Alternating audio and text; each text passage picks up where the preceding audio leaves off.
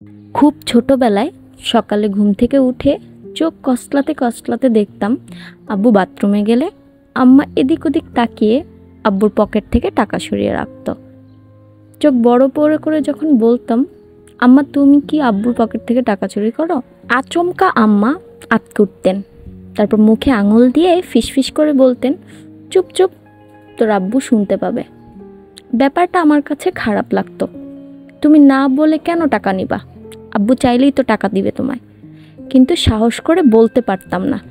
আবার বাজার থেকে চালের বস্তা আনার পর রান্নার সময় মেপে মেপে যখন চাল নিতেন, তখন সেখান থেকে এক মুঠো চাল একটা ডিব্বার মধ্যে রাখতেন। চালের বস্তা যখন শেষ হয়ে যেত বা কোনো কারণে চাল আনতে দেরি হলে আম্মা সেই চাল রান্না করতেন। মাছ মাংসের ক্ষেত্রেও তা। আব্বু বাজার থেকে মাছ মাংস আনলে এক টুকরো বা দুই টুকরো করে সেগুলো রেখে দিতেন ফ্রিজে। সেগুলো জমে যখন অনেকগুলো হতো, সেদিন আম্মা বিরিয়ানি রান্না করতেন। খাবার টেবিলে বসে যখন আব্বু জিজ্ঞেস করতো, কী ব্যাপার আজ বিরিয়ানি? কিন্তু আমি তো বাজার থেকে আজ মাংস আনিনি। আম্মা চোখ রাঙানি দিয়ে বলতো, এত কথা বলো কেন? রান্না করেছি, খাও, এত কিছু জিজ্ঞেস করো কেন? পর আব্বু কোনো কথা না বলে চুপচাপ খেয়ে সেখান থেকে উঠে চলে যেত। ঈদের সময় আব্বু যখন আম্মার কাছে টাকা দিত ঈদের শপিং করার জন্য, তখন আম্মা 3 ভাগের 1 ভাগ টাকা রেখে দিত নিজের কাছে, আর 2 ভাগ টাকা দিয়ে ঈদের শপিং করত। খুব রাগ হতো তখন।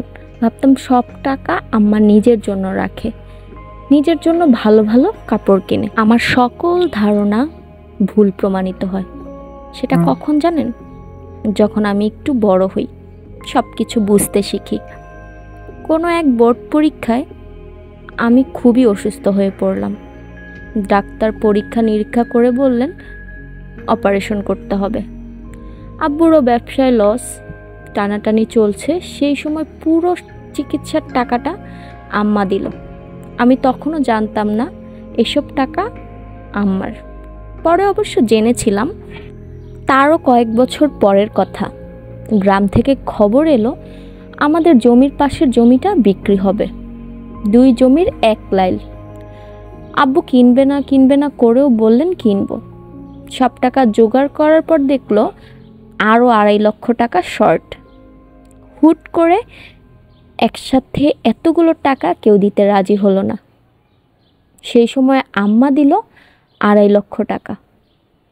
একজন 24 ঘন্টা সংসারের পিছনে ছুটে চলা নারীর 2.5 লক্ষ টাকা দেওয়া কিন্তু চারটিখানি কথা না।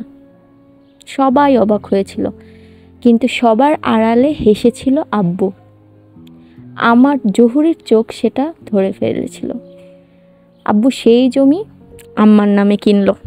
আমার বিয়ের দিন আমাকে সাজানোর পর আম্মা রুমে এলেন এবং সবাইকে রুম থেকে বের করে দিলেন। সেখান থেকে 2টো বালা আমার হাতে পরিয়ে দিতে দিতে একটা কথা বললেন, তোমার গুণধর বাপ বহুবার ব্যবসায় লস খেয়েছেন, তার খেসারত কিন্তু আমাকে দিতে হয়েছে। প্রথমবার লস হয় তুমি ভূমিষ্ঠ হবার পর। সেই সময় নিজের ধার দেনা দেওয়ার জন্য সে আমার শখের গয়নাগুলো বিক্রি করে। আমি তোমাকে বুকে জড়িয়ে অনেক কান্নাকাটি করেছিলাম।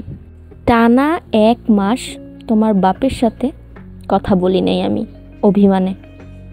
এরপর ব্যবসায় যখন লাভ হলো, তখন তার থেকেও বেশি গয়না আমাকে গড়িয়ে দিয়েছে।